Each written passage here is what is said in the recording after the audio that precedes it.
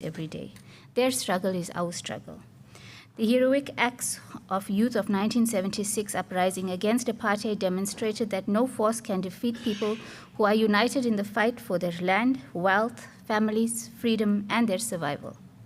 Informed and guided by a deep sense of conviction and common purpose, they wage a relentless defiance campaigns to push back atrocious policies of the white minority regime. Therefore, honorable members, this compels us to join hands against sets of struggles the youth of South Africa face today, such as unemployment, poverty, health and HIV and AIDS, crime and gender-based violence, access to quality education, lack of access to jobs and entrepreneurial skills, alcohol and drug abuse, and teenage pregnancy. Our focus should shift to unlocking the energy and creativity of South Africa's young people by building their skills and capacities. Is critical to the eradication of poverty, unemployment, and inequality, since youth unemployment is the country's pressing socio-economic crisis. This devastating reality for millions and millions of young people is the result of malign legacies of apartheid and failure of a democratic society to adopt policies that respond to the extent and severity of the crisis. South Africa's economic strategy has not produced the growth or employment that we desperately need. There have been numerous targeted initiatives to address the challenges, but they have only had limited impact on the vast number of young people who are without work. Young people, despite their qualifications, find themselves never having entered the job market. We need to reiterate the need for young people to occupy key strategic management positions and not be limited to programs such as EPWP. Young people of South Africa must come together with government organizations and business community to combat youth unemployment and poverty. June 16, 1976 is a reminder of the time when young people came together as one. The time is up, honorable member. As I conclude, Honorable Speaker, Anton Mbede made a clarion call for young people to occupy the foremost trenches in the battle for freedom of our people. Nelson Mandela once said, "The youth of today are the leaders of tomorrow." Honorable NPM Kabela from the EFF, and you're given 4 minutes.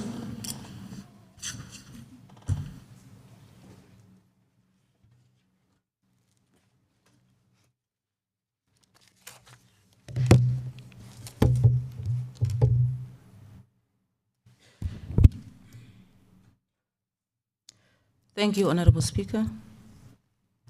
Allow me to pass the revolutionary greetings to the leader of the official opposition and the provincial leader of the Real People's Movement and the servant of the people, Commissar Colin Sedibe, in absentia. Yeah.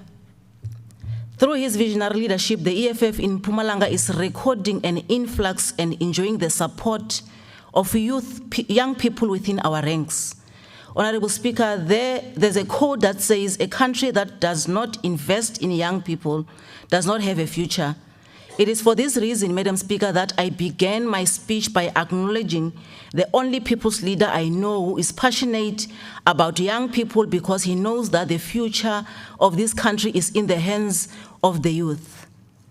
Honorable Speaker, what kind of a future are we building when all the young people are not educated because there are not enough funds and bursary schemes to help them further their studies upon completing their matrics?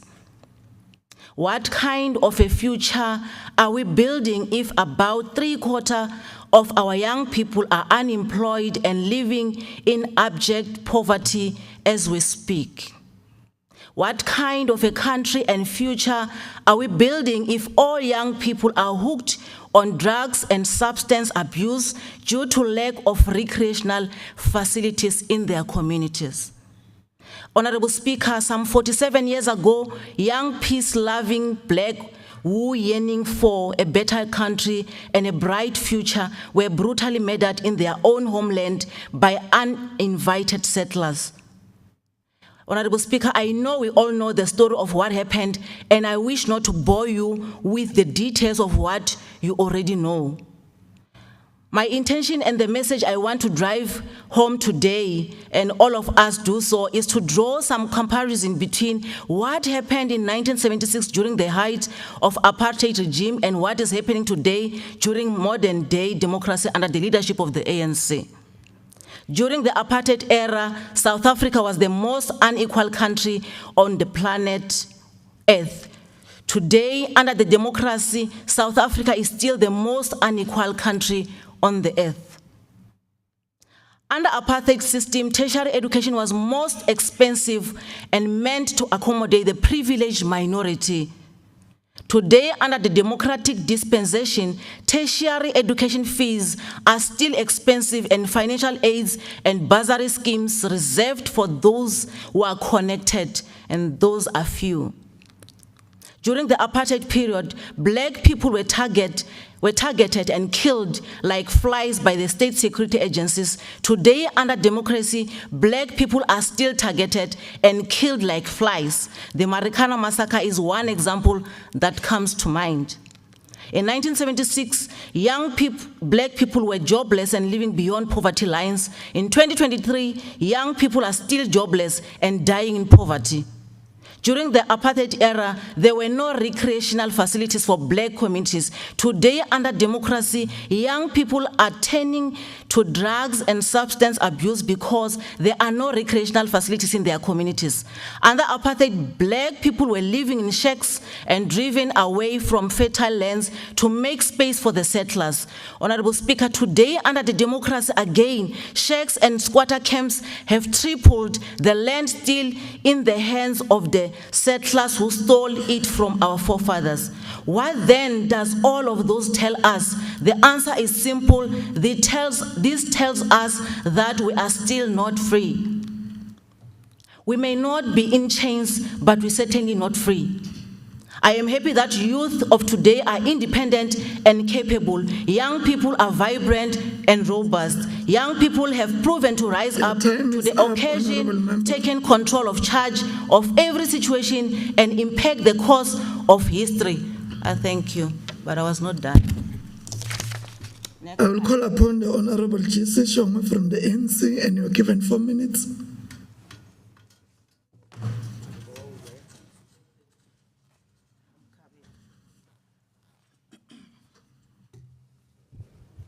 Thank you very much, Honorable Speaker. Let me take this opportunity to greet all honorable members in the House. Honorable Mkhabela, let's just remind you about the history a little bit. On behalf of the ANC-led government, we commemorate June 16 under the theme Accelerating Youth Economic Emancipation for a Sustainable Future. We resolved that in order to honor the resilience, bravery, courage, and determination of the generation of 1976, their children and grandchildren must be involved in the economy of the country. It has been 47 years since the Soweto and other related uprising tragedy ended with the brutal killings of 100 young people. Because of the sacrifices of the youth of 1976, today as different ethnic groups, we can celebrate and preserve our cultural practices and traditional freely, Honorable Mkhabela. Under the apartheid regime, everything was supposed to be done in African tradition. We will always be indebted to the generation of 1976, especially the youth of Soweto, for rising against the apartheid brutal police force. We will always be grateful, Honorable Speaker, because today they have paved the way for the youth of today to enjoy the following historic gains. Please listen, Honorable Mkhabela. Children from the ECD enjoy free education and provided free meal through the school nutrition program. The youth enrollment in institution of higher learning gets financial. Oh, sorry.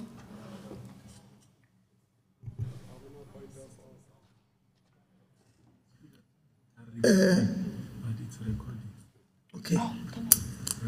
Honorable Shongwe, can you please not address Honorable Mkhabela? Thank you, Honorable Speaker. Honorable members, my apology. Honorable Speaker, through you, the youth of today, the youth enroll in institution of higher learning, getting financial assistance through the NSFAS. They also able to acquire the necessary skills in our TVET colleges to start their own businesses. Through government SMME's program, our youth is provided with financial aid to start their own businesses and provide employment. Government resolved to buy vegetables and other consumable from small-scale farmers, especially those that have graduated from the University of Mpumalanga in the agricultural field.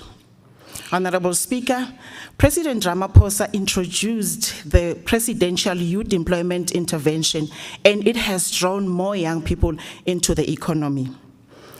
The ranges of formal education and training, leaderships, learnerships and internships, as well as support for youth entrepreneurships. Under the apartheid white minority democratic government, the opportunities were only available for the select few white youth, to be specific.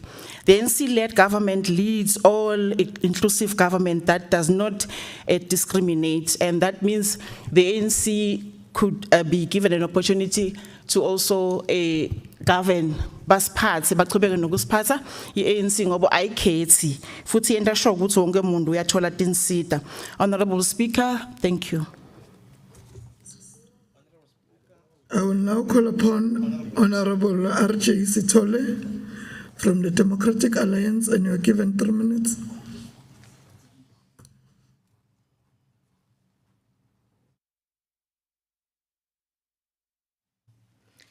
Thank you very much, Honorable Speaker. Honorable Speaker, young people need to understand that they have a choice. They can choose a failing government in 2024 or an opportunity for a better tomorrow. Young people can choose to continue to struggle under a failing government that is all talk and no action, or they can choose a government that has a track record of creating opportunities for young people.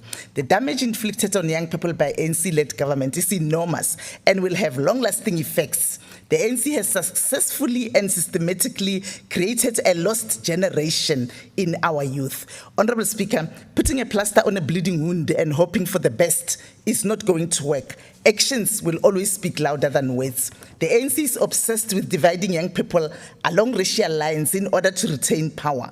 This government continues to mobilize on the basis of racial hatred. They are hell-bent on preaching hatred amongst our youth in order to stay in power so that they can continue to use apartheid as a scapegoat for all their failures and incompetence. They blame apartheid when they fail to create opportunities for young people. They successfully put South Africa at the top of the world when it comes to unemployment. They blame apartheid when our children don't have textbooks, like at Ntorwane Secondary School in Deepale saying, where some grades still don't have textbooks to this end. They blame apartheid when they fail to build schools for our youth. They introduced the Bella Bill to cover up their failures. They blame apartheid for the power blackouts that were manufactured by themselves at Eskom and killed many small businesses and put 45,000 people in Mpumalanga out of work just in the first quarter of 2023. They blame apartheid when there is no medication in our hospitals. They introduced NHI to cover up their mess they created to cover up their own incompetence. Honorable Speaker, they blame apartheid when a sitting president hides money in the mattress while young people don't even have food to eat. Young people are tired of hearing how mighty you are. They are tired of hearing how gigantic you are. They are looking for opportunities. If you are young and you are still thinking of voting ANC in 2024, then you must take responsibility for the final burial of our beautiful country, for putting the final nail in the coffin. If the ANC survives in 2024, this country won't. I thank you. Honorable Weber from the Freedom Front Plus, and you are given a minute.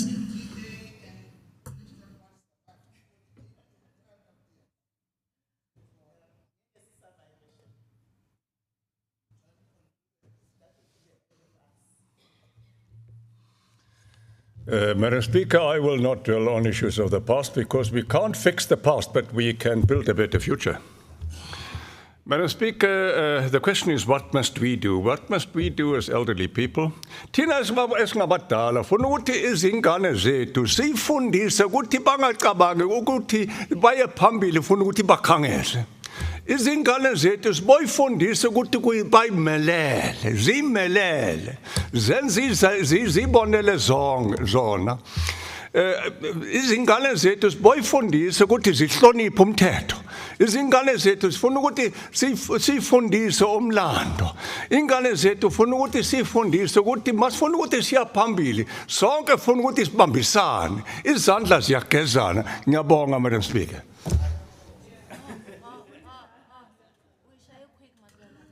I will now call upon the Honorable KJ Masie from the ANC, and you're given 4 minutes.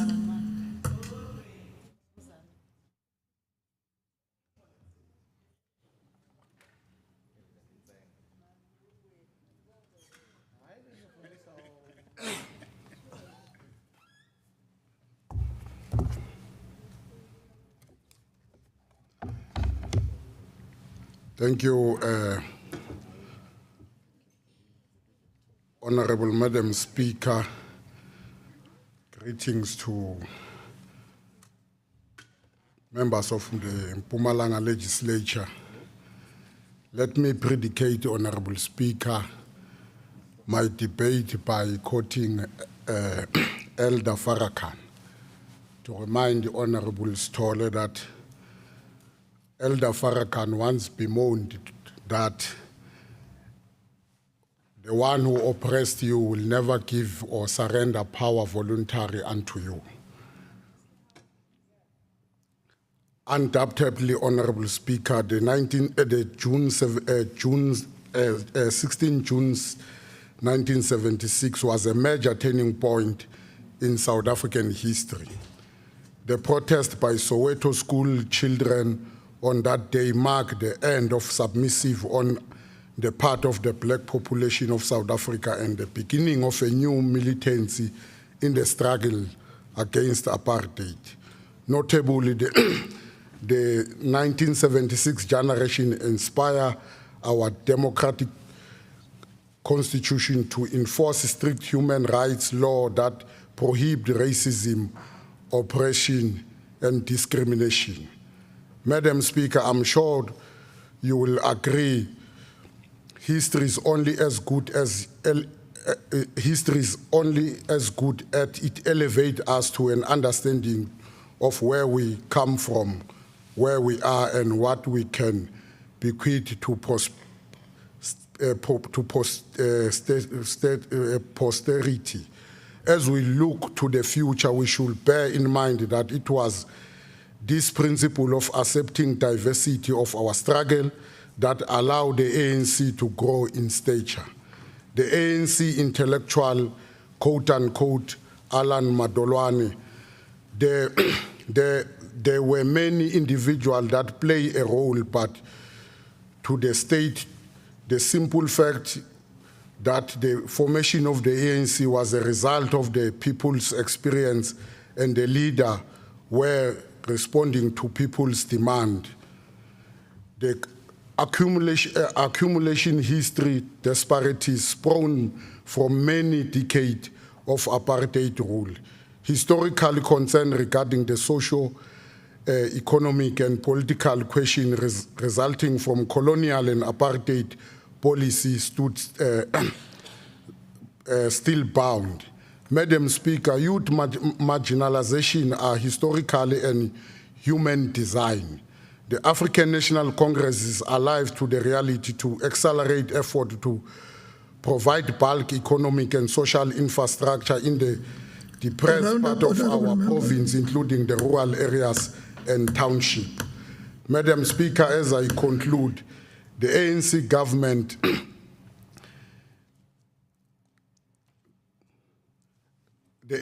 government indeed, while indeed its multi-class liberation movement that sought to defeat apartheid, it did not by any stretch of the imagination limit itself into colonial and apartheid struggle, characterized as by the change of national symbol, such as the flag and the street names. The President announced that we need to accelerate the youth empowerment. In his State of the Nation address, the Office of the Premier in this province will also ensure that we do as the President has instructed us as the ruling Your party time to is do up, so. Honorable Thank you Member. very much, Madam Speaker.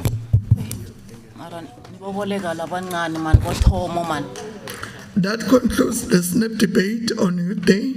Aw, The Secretary shall read the second order of the Short day. Honorable Tom, Speaker, youth. Short youth, Honorable Speaker, Tom. Order number 2, snap Abantu- debate on Debate sabantu International abanjani? Albinism Day.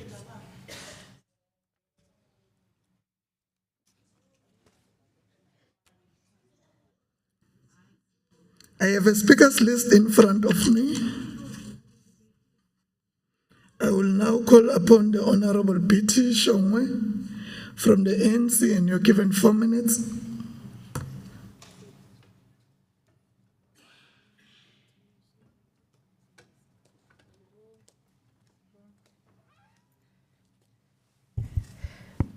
Thank you, Honourable Speaker, and all protocol observed. Honourable Speaker, persons with albinisms are considered as persons with disabilities in many communities. It is regarded as an illness, shame, or curse, despite the fact that both Section 9 of the Constitution, Act number 108 of 1996, and the Promotion of Equality of Prevention of Unfair Discrimination Act number 4 of 2000 prohibit unfair discrimination on the basis of disability or color. Persons with albinism continues to face multiple human rights challenges, including experiences of stigmatization and discrimination and harmful practices related to witchcraft, accusation, and racial attacks. We had in the past experienced attacks against these people by fake traditional healers and criminals claiming the lives of people with albinism. We must continue to educate, Honourable Speaker, our people that the people are just ordinary like us. It's just that they have got a pigmentation, but they are the same human beings as us. Honourable Speaker, people with albinism in Tanzania have a price on their heads, whether dead or alive, whether young or old. At least 20 people with albinism were killed in Malawi in the 4 years preceding McDonald's Masombuka's murder, according to the Amnesty International. A March on the year 22 report by the UN High Commissioner for Human Rights counted at least 600 attacks on people with albinism in the past 10 years across the world. It is for that reason, Honourable Speaker, we call upon all political parties and citizens to unite against the abuse of persons with disability, with albinism, spreading our love and protection side by side by promoting education and dispelling myths, stereotypes, and discrimination. We can foster an inclusive society that respects the rights and needs of people with albinism. Together, we can build a future that embodies true inclusivity and ensures equal opportunities for all. On this important day, Honourable Speaker, let us reaffirm our commitment to the rights and well-being of people with disability and continue our journey towards a more inclusive and equitable society for everyone. We should also rise against the inhuman treatment meted out to our brothers and sisters with albinism. No child of Africa should fear for their lives because they are born with albinism. Honourable Speaker, allow me to read a poem that is written by a South African with albinism, Boitumelo Manganya. The poem reads, I quote, Matters of the heart, life is hard. Matters of the heart, praying for cageless lives. I have been working hard. It is hard for me. It is hard to be me living under the skin condition. My upbringing was rooted and embedded by uninformed myths escalating within the societal bliss, doing as they please and wish, forgetting that I am also a human being. Honourable Speaker, as I conclude, let us all embrace each other, sons and daughters of Africa, as we strive to realize the time is up. for Agenda 2063, the Africa we want. God bless you. Thank you. I will now call upon the Honorable Enchi Nyembe from the EFF, and you're given 4 minutes. Speaker. Greetings, Honourable Speaker and the members. Honorable Nyembe, can you please take your seat, Honorable Kabela? Honourable Speaker, with due respect, the speakers list that is in front of us here is misleading. It's a cut and paste of appropriation bill speakers list. This one, it says albinism, but when you open it, it gives you the names of those who appear again on the appropriation bill speakers list. So we are confused now. We are calling Honorable Nyembe, but we don't see anything here that is telling us who's debating for the particular topic. A bit. Hi, man. Honorable Kabela, I think now you are sorted, and I have indicated that I have a speakers list, and the speakers list was duly circulated in your ATC. Can I allow Honorable Nyembe to debate?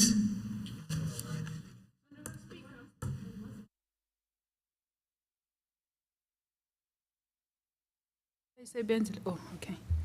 Honourable Speaker, the economic freedom fighters would like to put it on record that we are only participating in this debate because it is mandatory. Otherwise, and it is our obligation to do so. Honourable Speaker, we are raising this fact as a concern because we have been coming here to debate on this specific subject year in and year out. Yet people living with albinism still suffer many injustice due to this government's failure to create a conducive environment for them to live in. Madam Speaker, although people living with albinism represent a relatively small segment of the population in this province, but they are still affected by poverty. They face discrimination on the grounds of disability and color and are always excluded from public policies in the key areas of health, education, and economic empowerment opportunities. Women and girls with albinism face unique and compounded discrimination on the basis of gender. It is sad and embarrassing that 29 years into our democracy, people living with albinism continue to suffer a widespread discrimination, stigma, and social exclusion. Speaker, it is common knowledge that the people living with albinism, including children and women, are abused and subjected to violence daily. This discrimination affects all aspects of their lives, including social, economic, including in social, educational, health, and employment context. Honourable Speaker, in the most extreme cases, persons living with albinism face trafficking, mutilation, and killing. We remember and pay homage to those who have lost their lives to this violation, including Gabsile Shabani, a 13-year-old girl, and a 15-month-old cousin, Nkosikhona Ngwenya, who were abducted from home and murdered in Emalahleni in 2018. We are happy that the accused were arrested and prosecuted accordingly. We also salute survivors, some of whom have risen above these tragedies and have bravely shared their stories to raise awareness and to educate others about the overall human rights situation of the people living with albinism. These include Nomsa Mashaba, who was attacked by community members in Kamhlushwa Nkomazi. The perpetrator had wanted to kill her and sell her body to people who promised he would be a millionaire. Fortunately, she escaped. It is said that people living with albinism live in a fear of discrimination about their condition and rampant attacks against them in society. Our children living with albinism are afraid when going to school, and they struggle to concentrate on their studies because they are discriminated. The EFF declare solidarity with those considered to be vulnerable in our society, including the disabled and people living with albinism. We strive together with those who are often left furthest behind and will ensure that those living with albinism live free from discrimination, fear, and they are empowered to enjoy their full human rights. We urge the Mpumalanga community to protect and fulfill the human rights of all people with albinism and provide necessary support and care. As I conclude, Mr. Speaker, with hope that the government will also double efforts to raise awareness about this dignity and rights of people living with albinism and any form of disabilities, and especially people with albinism. I thank you, Honourable Speaker. I will now call upon the Honorable N. Mahlangu from the ANC, and you are given 4 minutes.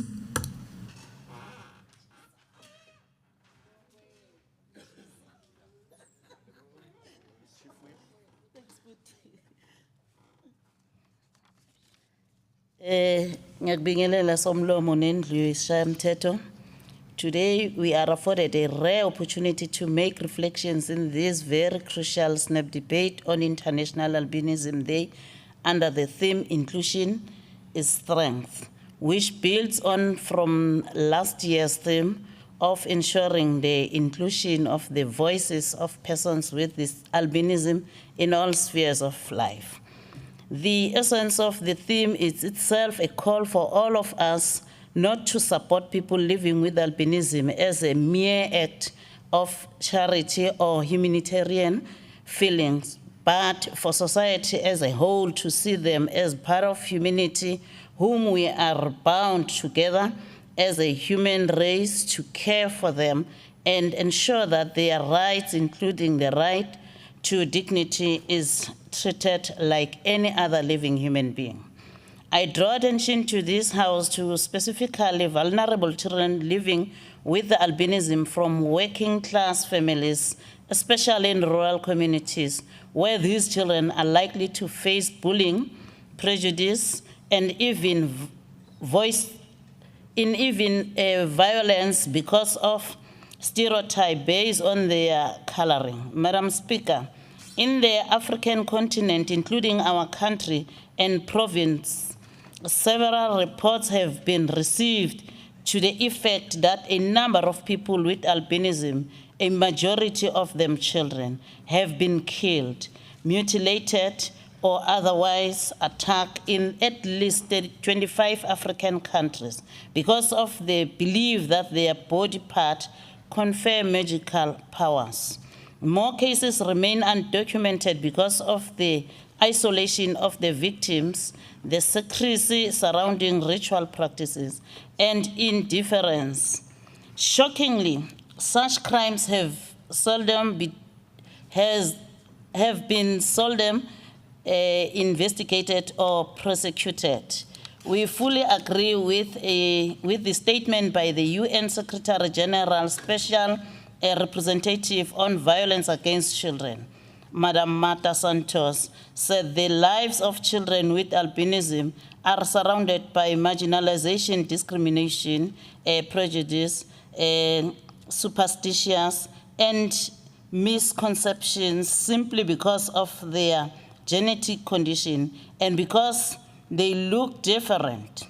Discrimination condemns these children to a position of extreme vulnerability and to tolerance of violence against them in many countries in the world.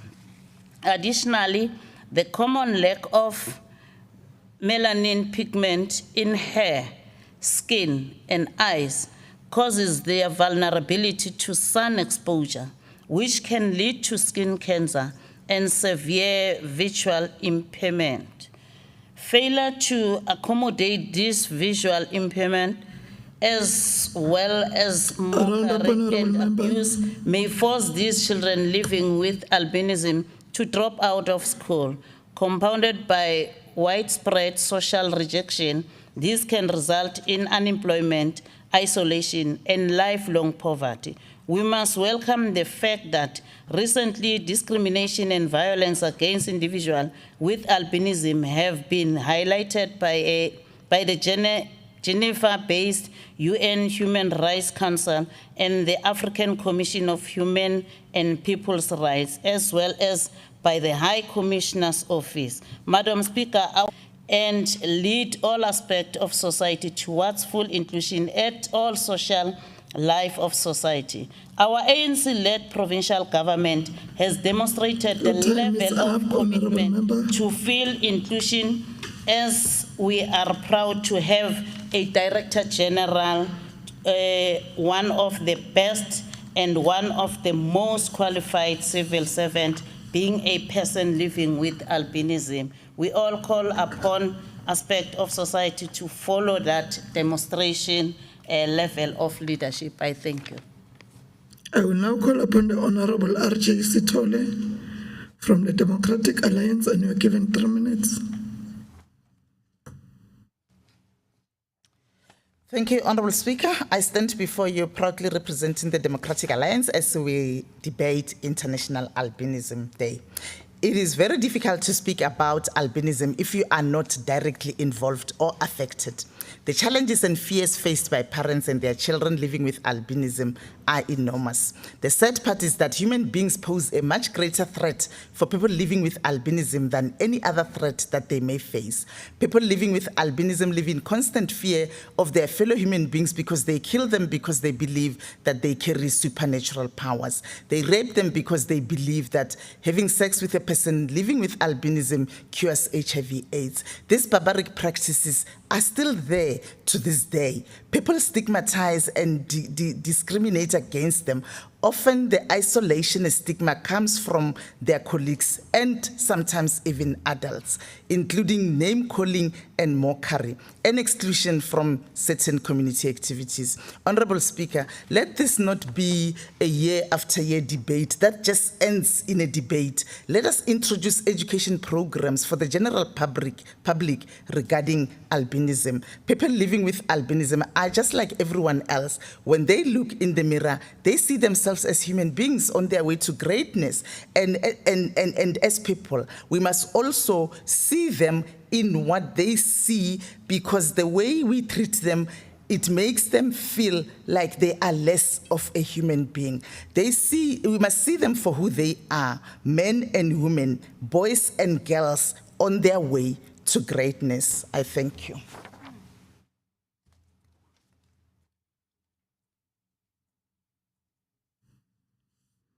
I will now call upon the Honorable W.L. Weber from the Freedom Front Plus, and you are given a minute.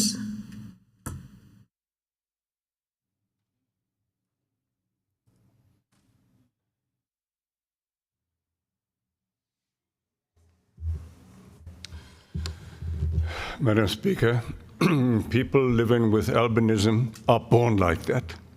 They haven't done something wrong to become people with albinism. They were born like that. They suffer this without them having done anything wrong. And I've been listening to what has been said here, the stories about what happens to people with have to listen to with albinism. It's hair-raising. I know what is a disability because this is a disability. My wife is in a wheelchair. I have to look after her. Now,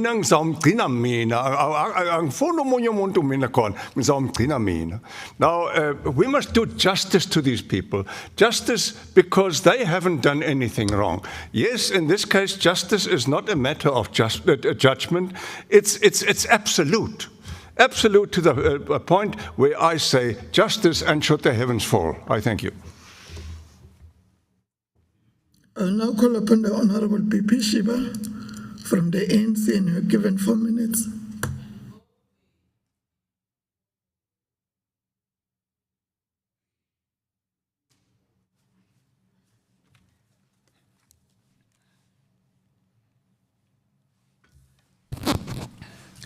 Thank you, Honorable Speaker and honorable members. Honorable Speaker, we once again gather to talk about albinism, a condition that is profoundly misunderstood socially and medically by a large part of our society.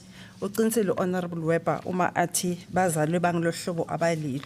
It is true, Honorable Shongwe, to say that the physical appearance of the persons with albinism is often the object of erroneous belief and myth influenced by superstition, which foster their marginalization and social exclusion.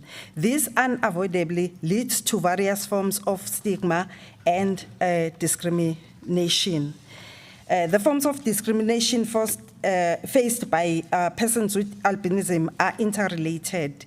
Their rights to education, for instance, is affected by their vision impaired that can force them to drop out of school. A poor level of education, in turn, can lead to unemployment and affect their right to an adequate standard of living, consigning them to perpetual poverty. The ritual attack against persons with albinism, particularly children, have been reported in various countries, honorable members. Many more cases remain undocumented or unreported because of the ostracism of victims and their offense, indifference, and is seldom followed by investigation or a prosecution perpetrators. Honorable Mahlangu, while some investigation and prosecution seem to take place, fearing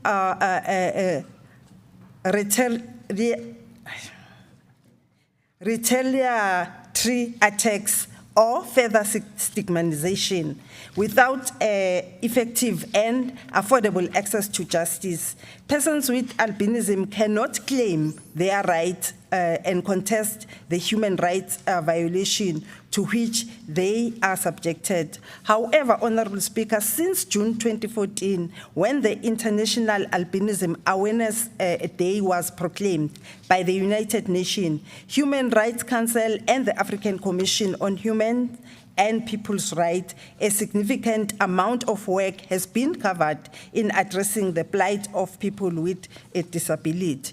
In our own country, Honorable Nyembe, persons with albinism have since been classified as persons with disability to give special attention to their needs and the enhancement of their plight. Consequently, they are covered under the Constitution's Bill of Rights, honorable members. The Office of on the Status of Disabled Persons under the Special Program Directorate in the Office of the Premier has adopted the concept of mainstreaming with a purpose of accelerating empowerment, equality, and development of persons with disability. We must therefore assemble at every opportune time all stakeholders, including civil society and traditional healers, to raise the awareness about the plight of people with disability. Thank you, Honorable Speaker. That concludes the SNAP debate on International Albinism Day. The Secretary shall read the third order of the day.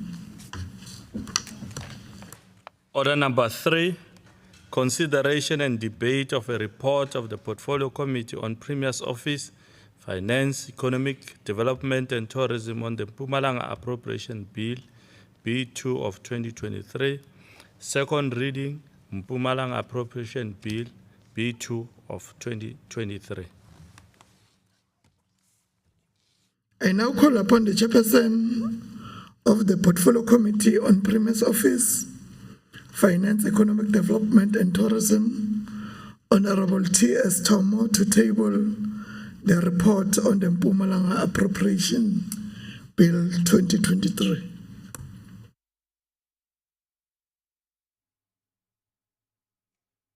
The mic. Oh, no, thanks, Honorable Speaker. let me greet the entire House, members of the public in the gallery. I rise as the chairperson of the Portfolio Committee to table before this House to consider the report on the appropriation bill. Thanks, Speaker.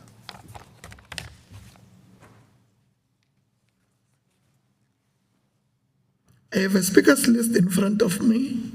I will now call upon the Honorable T.S. Tomo from the ANC, and you are given 8 minutes. No, thanks once more, Speaker. Maybe one should start by saying I so wish that I participated in the SNAP debate on youth, so that one would have brought pragmatic historical facts and proper politics and clarify some of the misleading facts or misleading issues that were brought forward by the opposition, particularly the DA and the EFF. So I so wish that I should have participated on that, because young people were misrepresented by the opposition. Well, thanks once more, Speaker. I greet you all in this significant month of our history, which contribute to the mass democratic revolution, where young people challenged the repressive system, which responded with ammunition. The journey to freedom and equality is not yet over, and wish to quote again President Nelson Mandela, quote unquote, "What counts in life is not the mere fact that we live. It is what differences we have made to the lives of others that will determine the significance of the life we lead." It is within this background, Madam Speaker, that the responsibility bestowed to us by the people of this province requires that we meet their constitutional rights. Departing from the constitutional rights provision, government has promulgated many pieces of legislation and prescripts aimed at advancing constitutional democracy. In order to advance this, Madam Speaker, government is an implementer in ensuring that constitutional rights are realized, requires resources to be made available at the disposal. In doing so, it must follow what the law provides, which necessitates the appropriation bill. Honorable Speaker, as the ANC, which is governing this province, we have a mammoth task ahead of us. We have made a quite noticeable milestone in the recent past, and we will continue to do more for our people. South Africa was a racial divided nation, where mainly black people were oppressed. Blacks were denied their civil, political, social, and economic rights. Blacks were on the periphery of the social, economic, and political scheme of things. In view of this, Madam Speaker, freedom in South Africa was shaped by the revolution, which changed the oppressive apartheid government. Hence, this government has an obligation to deal with unemployment, poverty, inequality, which was mainly orchestrated by apartheid. Honorable Speaker, the disbursement of funds will ensure that we continue to ensure that the poor black child in the main continue to attend school, irrespective of his or her family background, because we made a commitment that doors of learning shall be open to all. Hence, we today classify schools in terms of quintiles, and it is this government of the ANC in the history of this country which introduced no-fee schools, such as schools require support from government. And we are perfectly doing that well, and it will be impossible to achieve that without the required resources dispatched to government as the primary caregivers of poor children. Madam Speaker, the children also do not get hungry in schools, and it's all because of this caring government of the ANC. Effective schooling also requires proper school infrastructure, and we have in the past constructed a number of schools in the province. Disadvantaged tertiary students have access through the National Financial Aid Scheme provided through such processes we are embarking upon here. Honorable Speaker and members, departing from our historical realities, access to economy was despicably done based on racial lines. We have witnessed our government ensuring that people are equally afforded opportunities to the part of the mainstream economy. It is an inseparable fact that lack of access to economic opportunities has a bearing on the economic well-being of our people. The program implemented by Department of Agriculture in terms of our people getting involved in food security and economic empowerment, and departments such as economic development through its entities seeks to ensure that our people are part of the economy. We therefore expect to implement that in this financial year. Honorable Speaker, it is only this government which ensures that our people resides in decent houses through the Human Settlement Department. We have over the years and in the recent past implemented a massive housing delivery program. The backlog experienced by the Department of Human Settlement bears testimony to the fact that our people are in dire need. The program has a potential for creating jobs, ensuring implementation of social enterprise model, where we procure building material produced by the locals, where the projects are taking place. We commit ourselves to do more and ensuring that we speed up the housing delivery program. Indeed, Honorable Speaker, poverty and unemployment are linked, and our massive social security program seeks to ensure that no one goes in bed without food. Honorable Speaker and members, as the ANC, our conviction is that health is one of the most precious assets. In this sense, Madam Speaker, the Department of Health is vested with constitutional obligation to ensure that our people access quality healthcare. Our healthcare facilities provide services to our people free of charge. We have constructed new health facilities across the province and some on the pipeline for this financial year. Some of our facilities requires maintenance, therefore, the provision of the required resources is necessary to achieve this. We want to appeal to our people that as we make financial resources directed to their needs, they need to ensure that they take ownership of such facilities and preserve them for the future generation. Honorable Speaker, the Constitution lays the foundation for democracy in South Africa, and it binds the state to heal the divisions of the past and establish a society based on democratic values, social justice, fundamental human rights, and this is exactly what we do as the African National Congress. The practical interventions we are committed to transform. We are committed to transformation, and this is a journey and not an event. And this requires government to work hard, and the availability of the resources will ensure that we achieve what we have said. As I close, let me remind the House, as we work to the development of our people, what Martin Luther King Jr. once said, quote unquote, I have the audacity to believe that people everywhere can have 3 meals a day for their bodies, education and culture for their minds, and dignity, equality, and freedom of their spirit. I thank you, Honorable Speaker. I was just dealing with realities and finances today, Honorable Mkhabela. Thank you very much.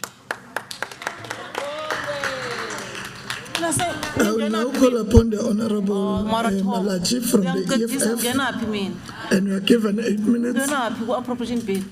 But at least we lead, you follow. Youth next year yeah, youth but next year.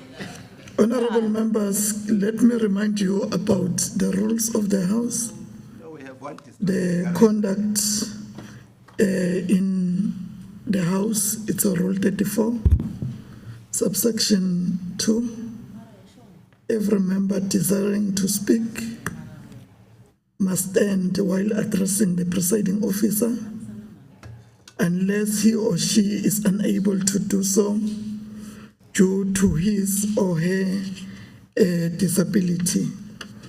And also Rule 34, subsection 12, members of the public may not sing or converse aloud in the chamber during a sitting. You can proceed, Honorable Malachi, and you are given 8 minutes. Thank you very much, Honorable Speaker. Honorable Speaker. Honorable Malachi, can you please take your seat? Honorable Nyembe. Thank you, Honour Speaker. Honour Speaker, can you please rule on this ANC members not to be personal when we are debating here. And when we are raising issues, they must respond through you. They mustn't call our names here because we can call their names also. So then it becomes a battle. If you allow that and you allow them to talk while we are speaking, then we can exchange words too. Thank you, Honour Speaker. Thank you, Honorable Member.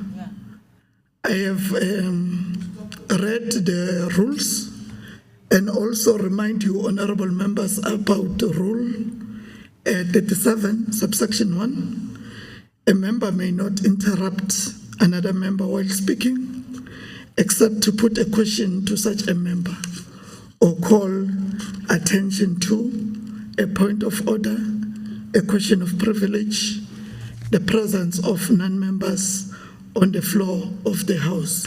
I request all honorable members to abide by the rules of the House. We must be honorable. This House is an honorable venue. Let us treat this House with dignity. Honorable Malachi, can you please continue?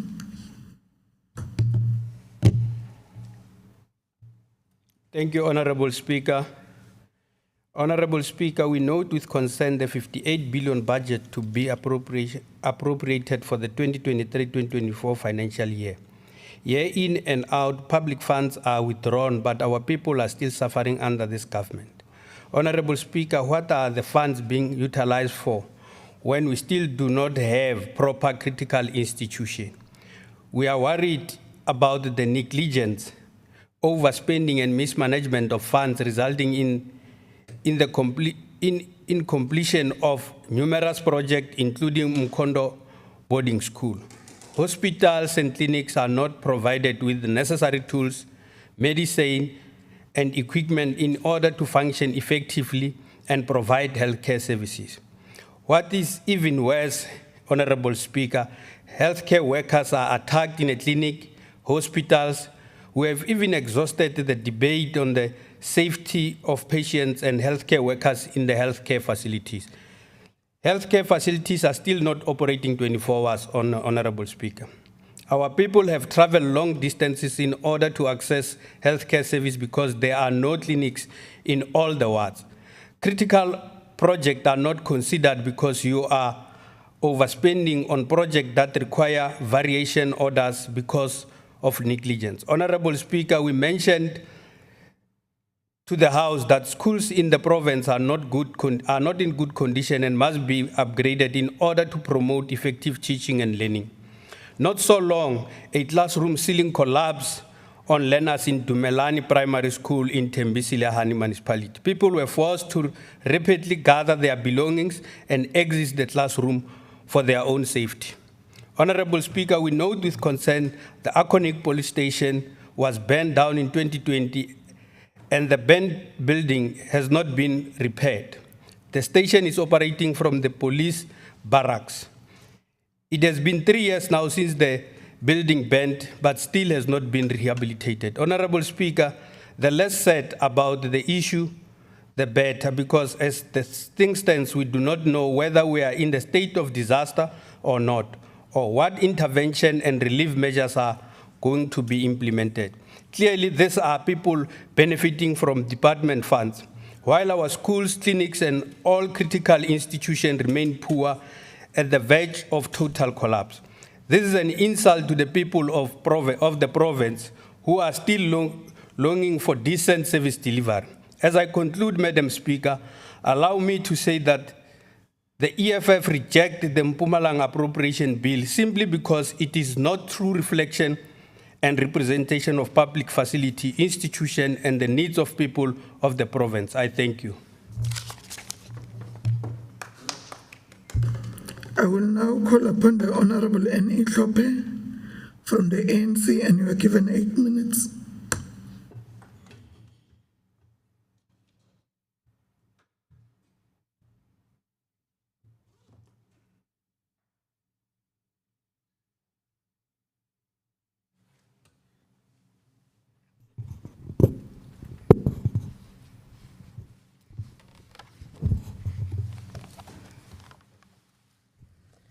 Thank you very much, Honorable Speaker. The protocol has been observed earlier. Let me begin by indicating that, Honorable Speaker, I'm pleased to participate in this debate on the appropriation bill. This debate is a necessary process that enables the legislators to listen and advance various viewpoints on the allocation of resources. Let me begin, Honorable Speaker, by updating the members on the important developments since we tabled the main appropriation in March this year. The domestic economy expanded in only 2 of the 4 quarters of last year due to various factors, including global and in our economy.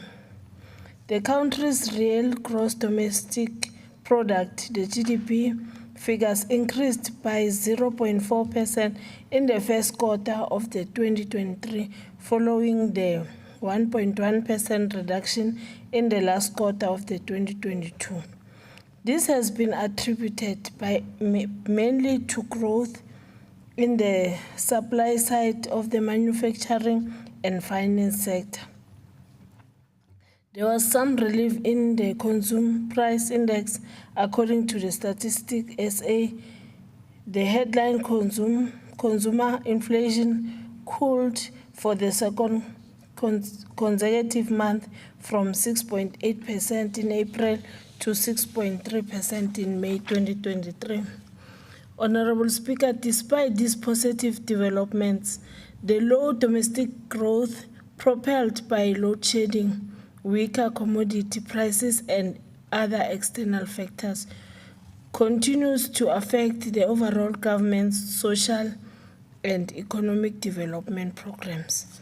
This has manifested in the demonstrable impact on the job market and poverty levels in the country and our province.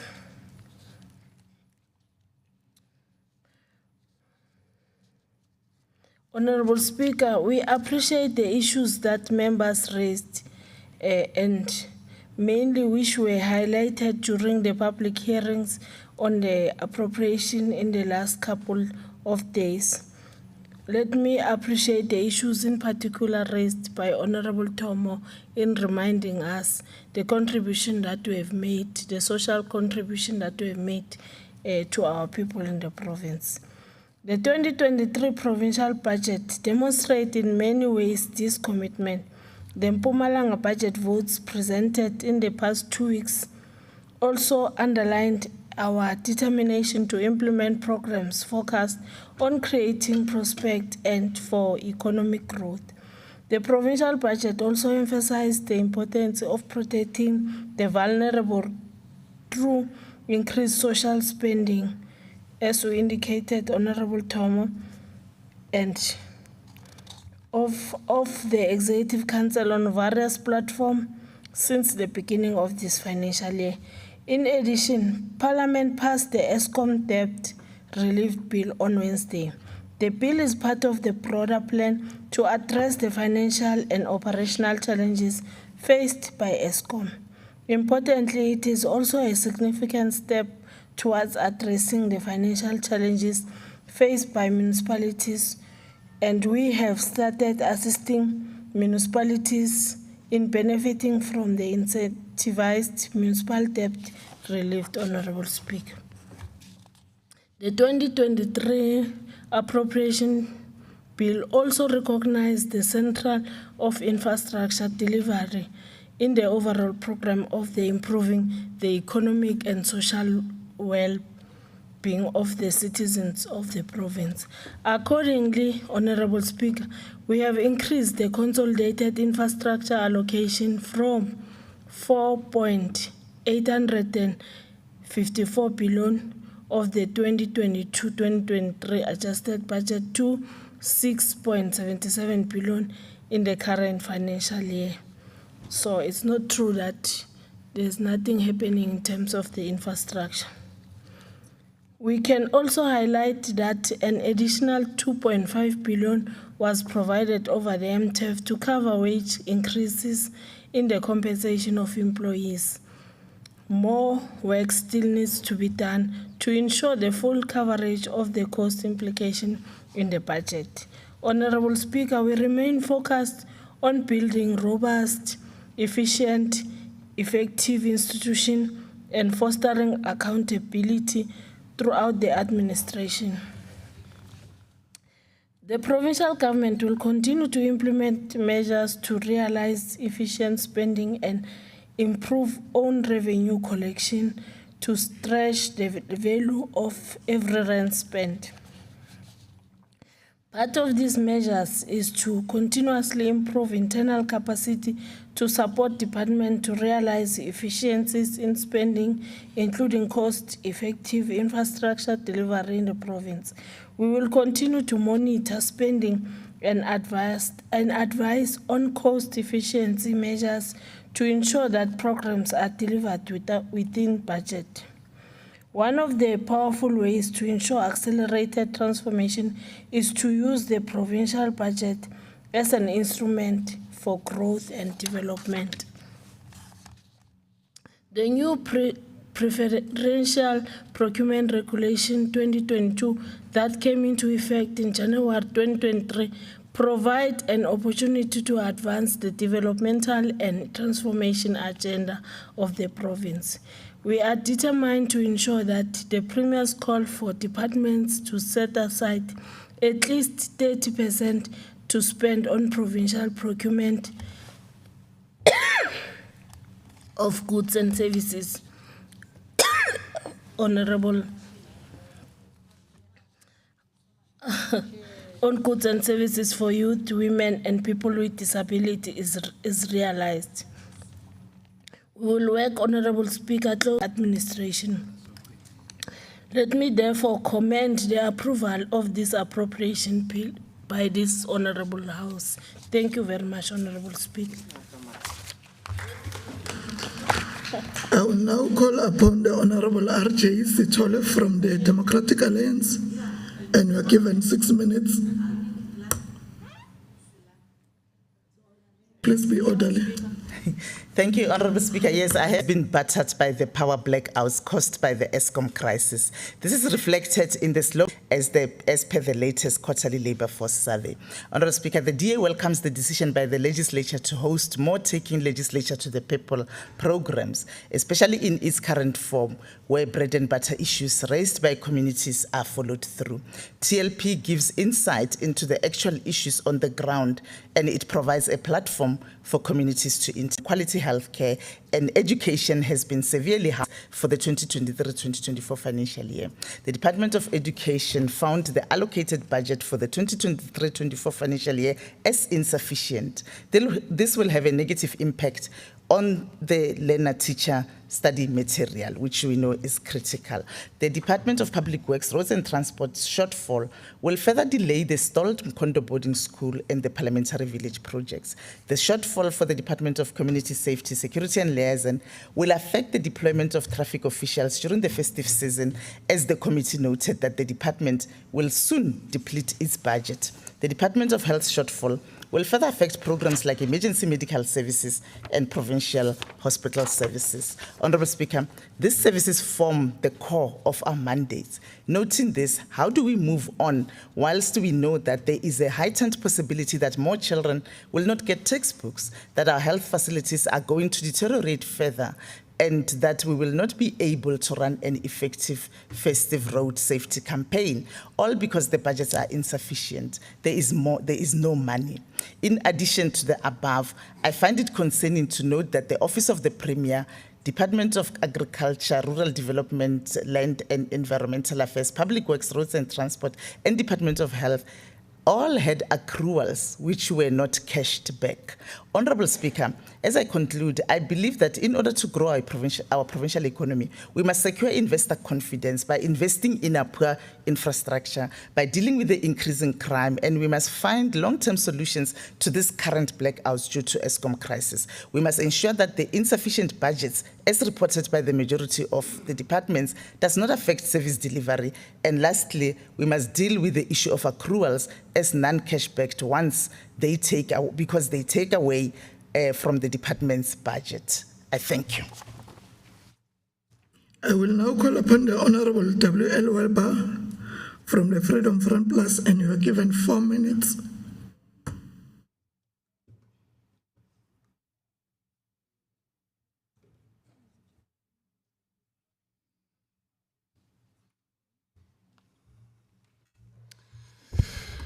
Madam Speaker, I stand before you sadly to report to you that I am a member of a divided opposition. You have the Red Brigade, then you have the real opposition on that side, the original freedom fighters. I'm so proud to stand before you in that capacity. They are moving closer to one another.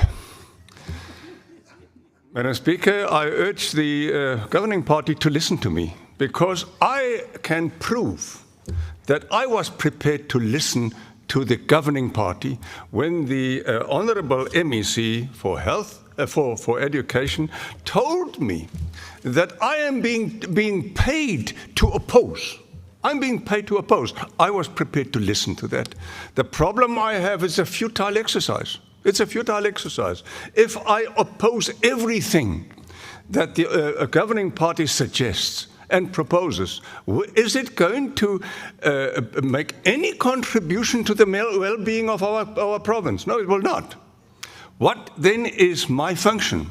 My function is to put before you a well-reasoned proposal so that you can listen to me in order for you to do your job more effectively. That's my role. That does not mean that I agree with you. We disagree. We are not enemies. We are just having a different approach. What would I have done had I had a budget of 57 billion? What would I have done with that money? I would have done it different to what you are doing. I would start spending the money on the basics. I would triple the budget of public spending on things like infrastructure, on things like building better roads, building effective power supply, building effective water supply. Those are the basics on which I would spend the money, and I would triple that money. I would triple that money.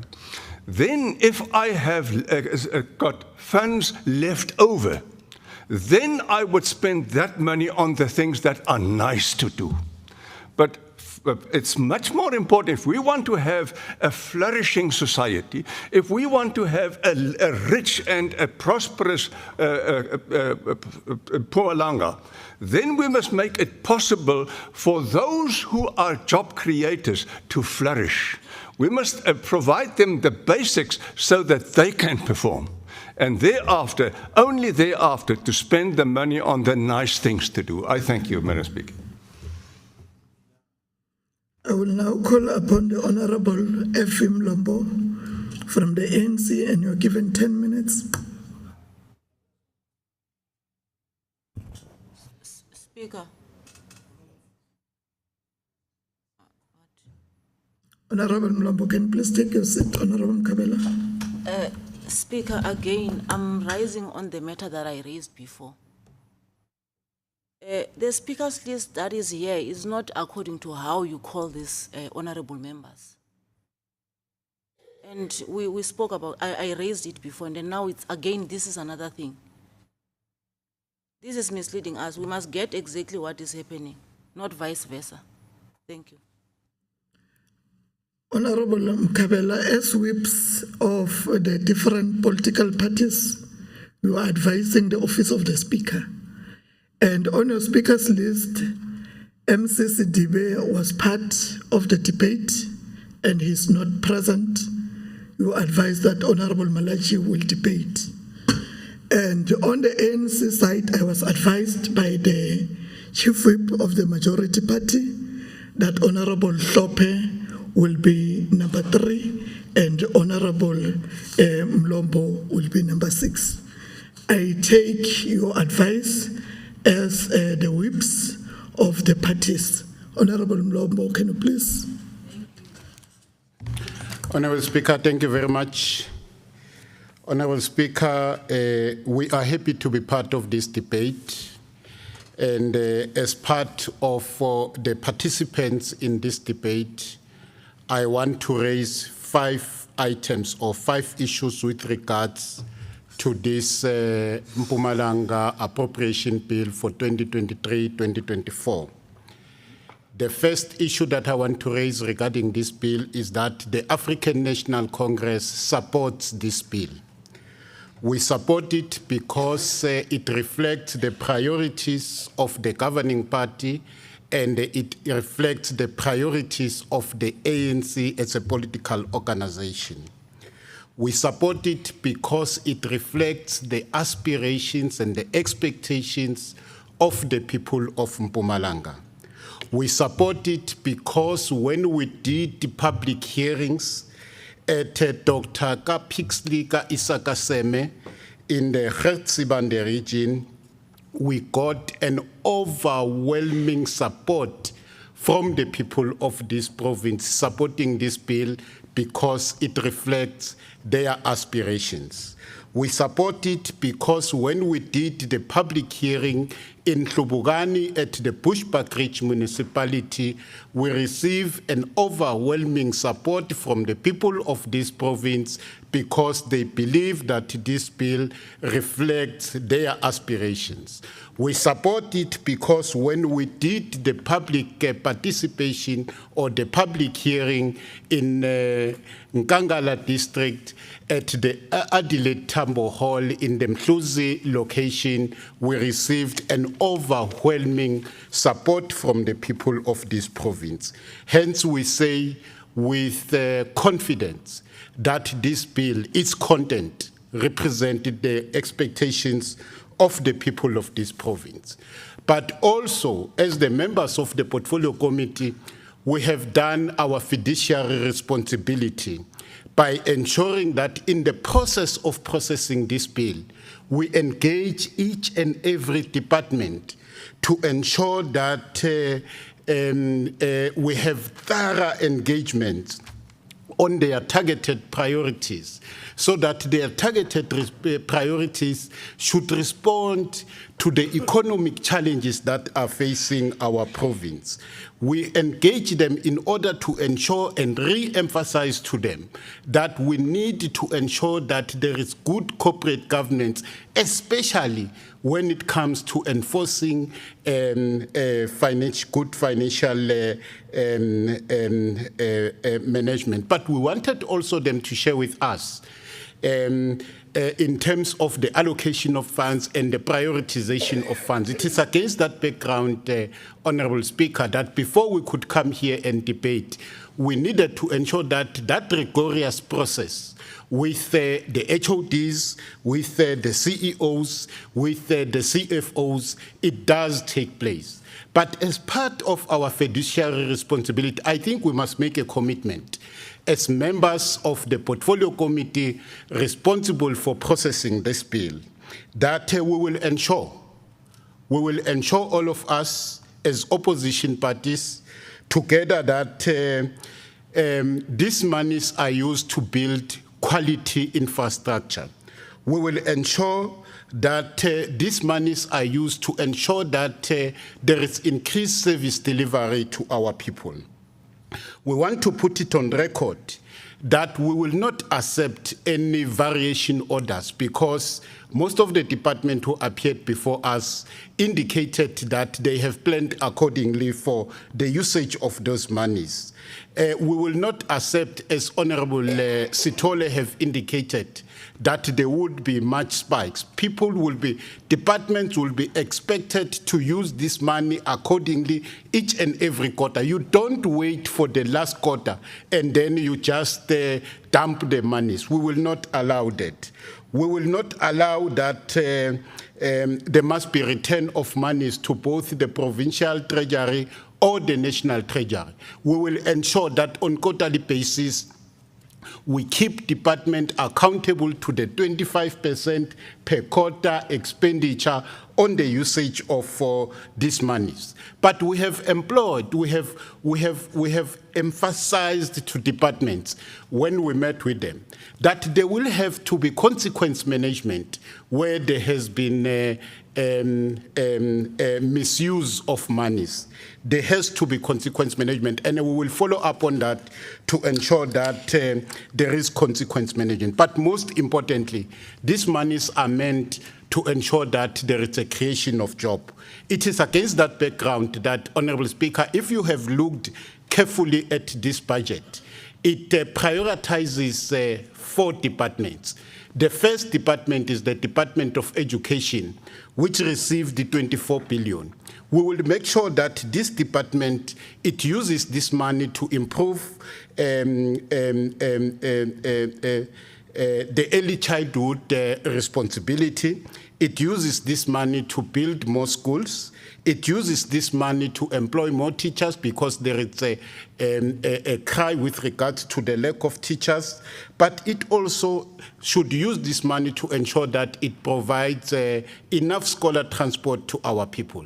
The second department, which has received a lot of budget according to this appropriation bill, is the Department of Health. We are making a commitment today as we debate as the African National Congress that we will follow this 17.3 billion rand to ensure that it is being used to fast-track the implementation of the national health insurance because the bill has been passed. What is remaining is for the responsible MEC to ensure that she puts enough financial resources to ensure that the national health insurance is implemented in the province. But there is also a cry for ambulances. Everywhere we go, there is a cry for ambulances. While we can see that the department is adding ambulances, we will ensure as portfolio committee members that we follow up on this department to ensure that there is enough ambulances, that clinics are built across the province, and that those clinics, they provide a 24-hour services. This is part of our fiduciary responsibility.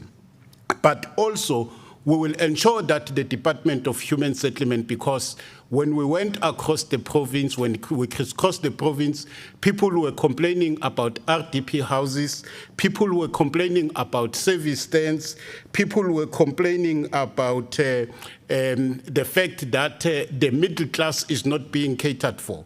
We will ensure that Honorable Mashilo, leading this Department of Human Settlement, because it is the third department that got a lot of allocation at 1.6 billion, we will ensure that we follow that 1.6 billion from the first cent to the last cent. But also the same will apply to the Department of Agriculture. The MEC was here. She spoke on a number of issues. We will follow on those issues to ensure that the Fortune 40, it provides quality jobs to the youth of this province. We will ensure that this grain corridor that has been just launched at Marapiani, that it is multiplied across the province because it's a very good initiative that will have to be multiplied across the province. But we will also follow up on the Department of Agriculture to ensure that the agri-hubs, they are all finished and that the Mpumalanga Fresh Produce Market is operationalized. That is what we are going to do, Honorable Speaker. And lastly, before my minutes could be finished, I think we must stress and repeat that all departments, especially those departments like the Department of Safety and Security, that the revenue generation would have to increase in the province. We have seen that our own revenue generation have increased to about 2 billion. We appreciate that, but we want to implore to all those departments who are responsible for revenue generation that let's do extra work to ensure that enough revenue is generated. Against that background, we support the 58.7 billion allocated to this province. Thank you very much. That concludes the debate on the Mpumalanga Appropriation Bill 2023. Now, honorable members, we shall proceed with the voting process. You are further requested to remain inside the chamber for the duration of the voting process. In terms of Rule 192, subsection 5, I shall now go through the Mpumalanga Appropriation Bill 2023, vote by vote. Vote 1, Office of the Premier, that an amount of 478,132,000 rand be approved by the House. Those who say yes, by show of hands.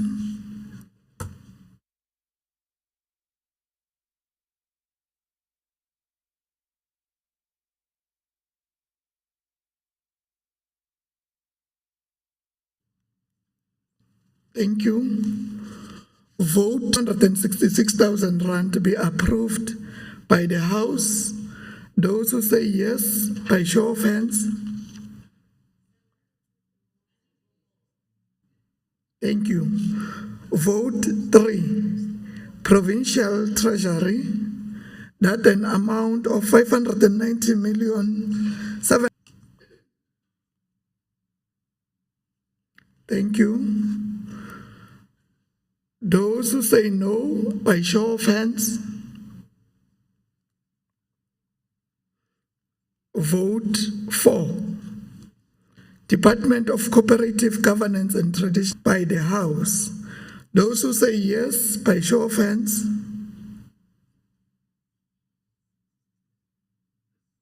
Thank you. Those who say no, by show of development, land and environmental affairs, that an amount of 1,559,036,000 rand be approved by the House.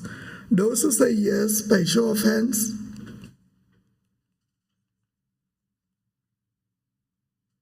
Thank you. Those who say no, by show of hands. Thank you.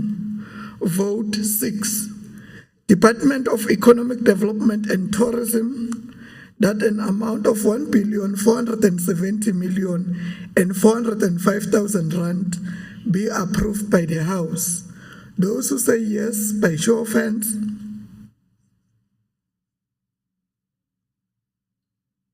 Thank you.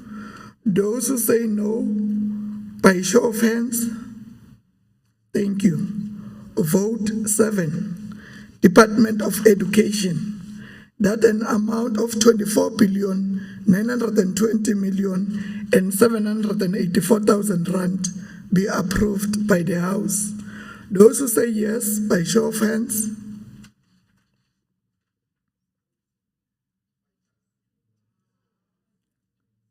Thank you. Those who say no.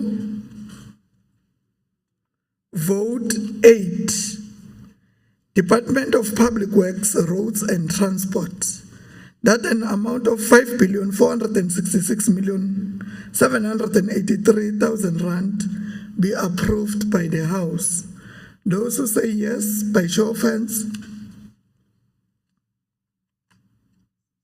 Thank you. Those who say no, by show of hands. Vote 9, Department of Community Safety, Security and Liaison, that an amount of 1,768,339,000 rand be approved by the House. Those who say yes, by show of hands. Thank you. Those who say no, by show of hands. Thank you. Vote 10, Department of Health, approved by the House. Those who say yes, by show of hands. Thank you. Those who say no, by show of hands. Vote 11, Department of Culture, Sport and Recreation, that an amount of 618,100,000 183,000 rand be approved by the House? Those who say yes, by show of hands. Thank you. Those who say no, by show of hands. Thank you. Vote 12. Department of Social Development, that an amount of 1,676,308,000 rand be approved by the House. Those who say yes, by show of hands. Thank you. Those who say no, by show of hands. Thank you. Vote 13. Department of Human Settlements, that an amount of 1,648,189,000 rand be approved by the House. Those who say yes, by show of hands.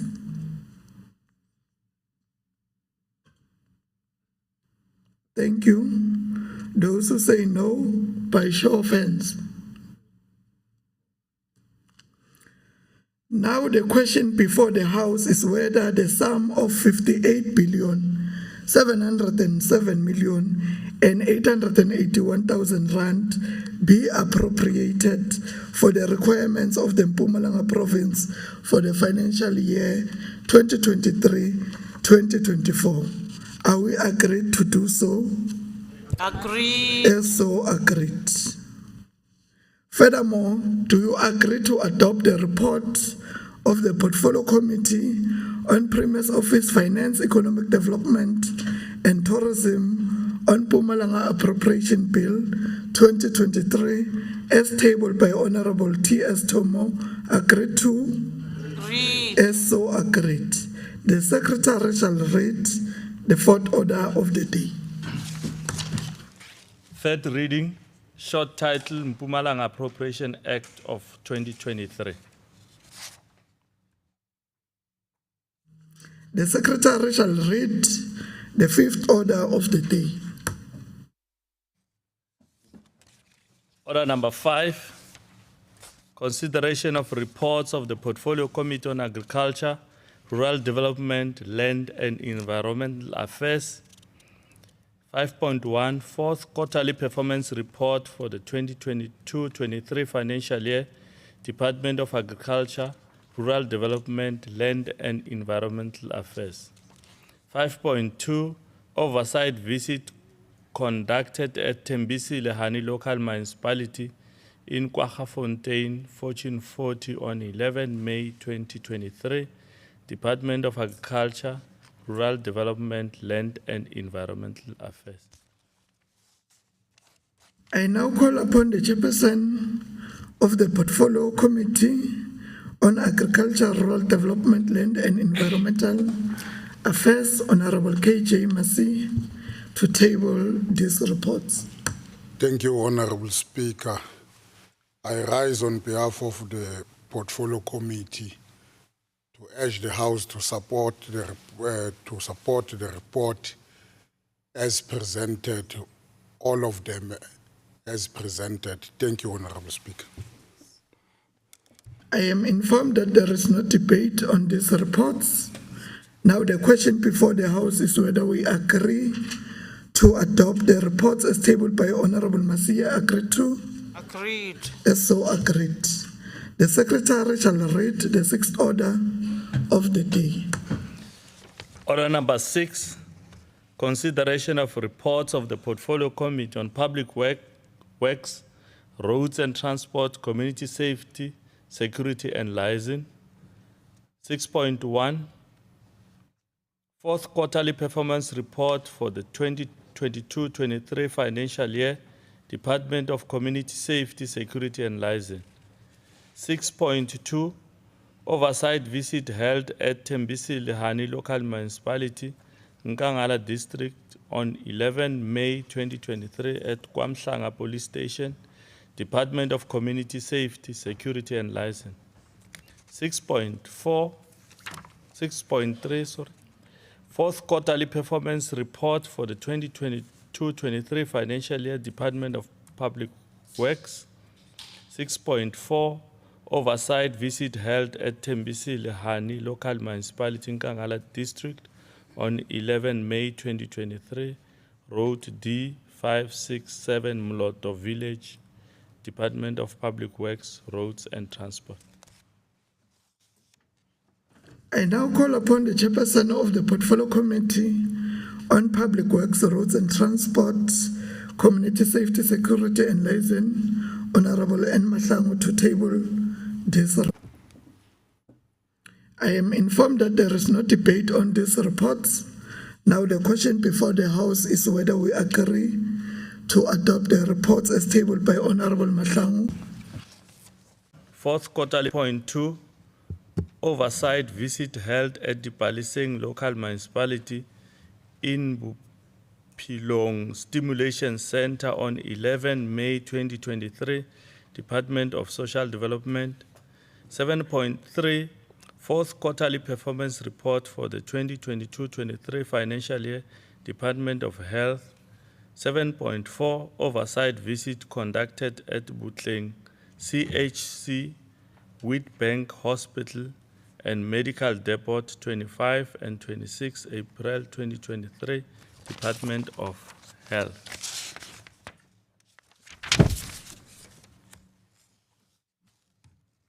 I now call upon the chairperson of the Portfolio Committee on Health and Social Development, Honorable P.S. Ngomane, to table these reports. Thank you, Speaker. On behalf of the Portfolio Committee, I urge the House to accept all the reports as tabled. Thank you. I am informed that there is no debate on these reports.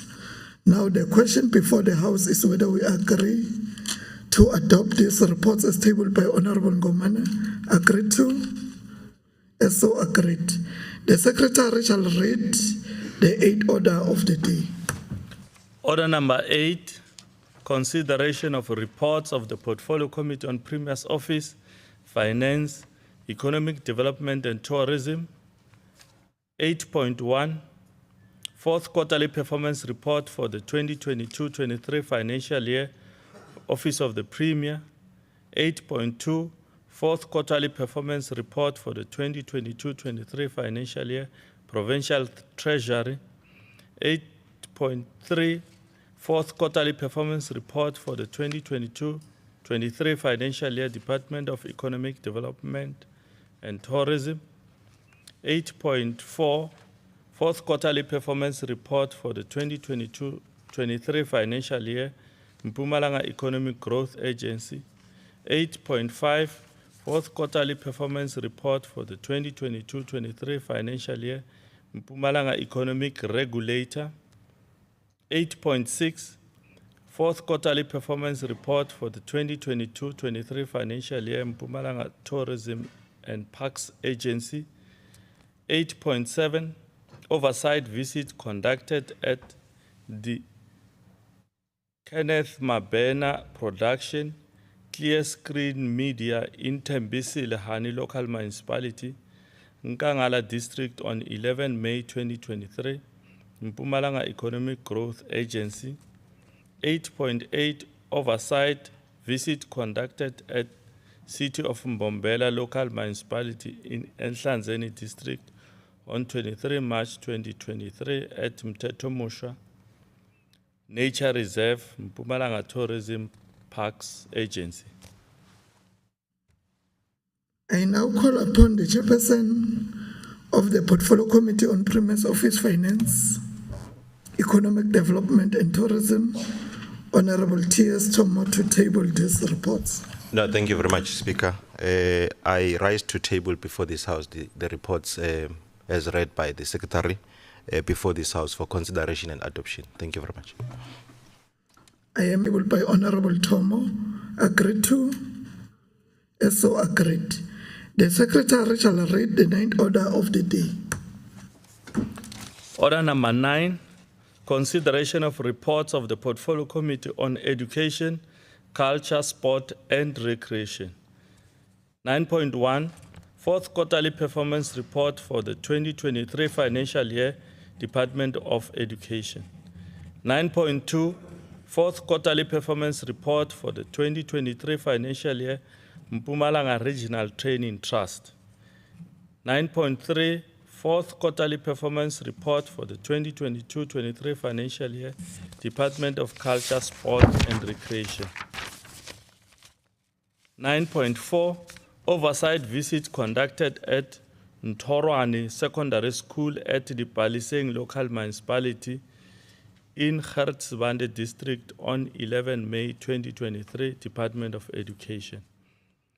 9.5, report on the meeting held with the language structures of Pensalb in Mpumalanga Province on 24 May 2023, Department of Culture, Sport and Recreation.